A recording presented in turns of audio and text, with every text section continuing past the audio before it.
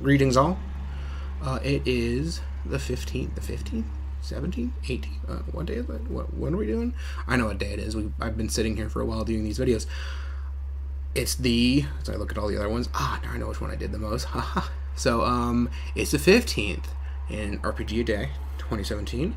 And we're going to get into this question, which is, which RPG do you enjoy adapting the most? This one, I can't really answer because there's different degrees of adapting. There's basically, God, there's the little teeny tweaks and stuff you can do, house ruling stuff like little. Oh God, I can't even think of a thing. Like could using a artificial intelligence program from Shadowrun, the ones that can I can't remember what they're called right now, but they're programs that can carry other programs and do stuff for the hacker or the decker, depending on what edition of Shadowrun you're playing. What if they could play an electronic instrument in a virtual reality band?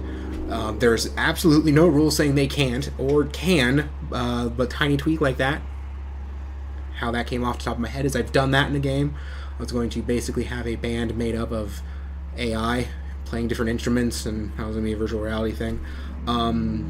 There's another thing of in a Pathfinder game now. I am a dwarf. I'm a dwarf war priest, and I thought it would be really funny if my character smoked a pipe. And there are no pipe rules or information on cost or for tobacco or anything like that in Pathfinder that I could find.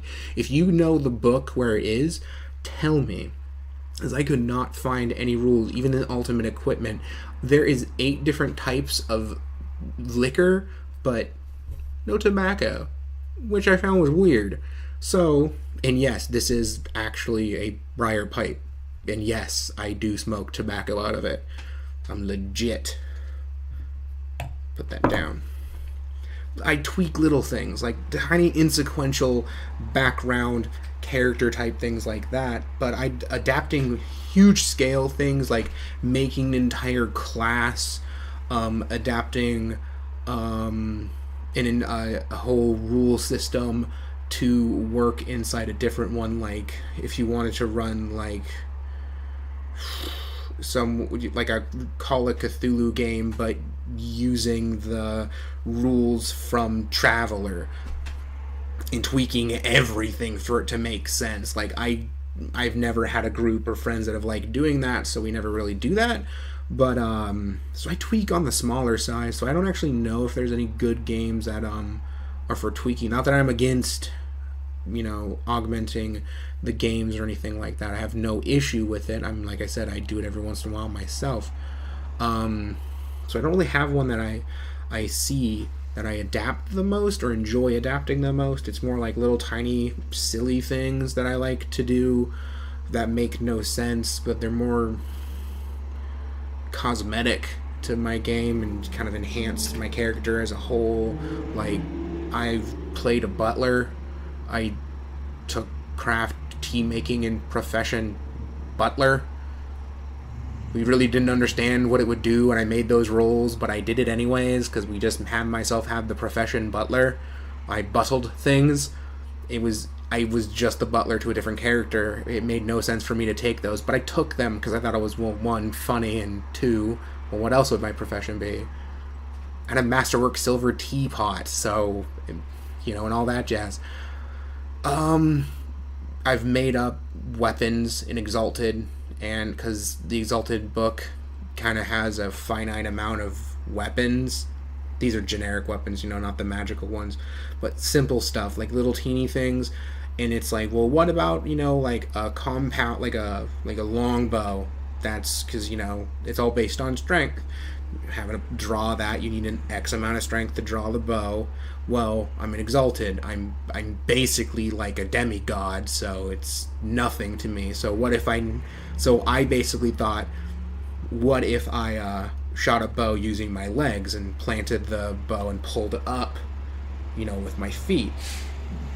I watched Book of Eli, and he does this in the early beginning of it, so that's where I got the idea from. But my whole thought was, that's an incredibly strong bow. If you need to plant it with your feet and pull up to draw with both hands, that's a really strong bow. Like, a normal person would not be able to draw that. And I wanted it to be to the fact of an exalted character, unless it had a way higher strength than me, which would be easy. I didn't have the highest strength, couldn't draw the bow standing, because it was also really long. It was kind of ridiculous. Made up rules for that.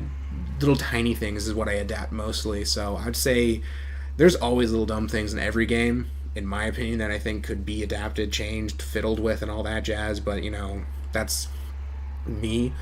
Write down what you guys think is good for adapting. I kind of rambled in this video. I didn't even realize how long. What games do you find that are adapting? What have you made? I can count a long time ago in high school, when my best friend at the time, he created an entire class which was overpowered as all get out. It was like the dumbest character class because they could control time. It was so dumb, but we let it happen. It was a ridiculous game. It was a ridiculous campaign. It was fun. But have you made entire worlds? Have you guys, any of you guys, actually made a full working class? Any written spells? Anything like that? Yeah, other than that, remember, like, subscribe, all those things that all of us YouTube people shill. Like my channel, like my video, subscribe, spread it around, watch my other videos. I'll sit here and think about dwarves and elves and peace among them. And I'll see you all next time.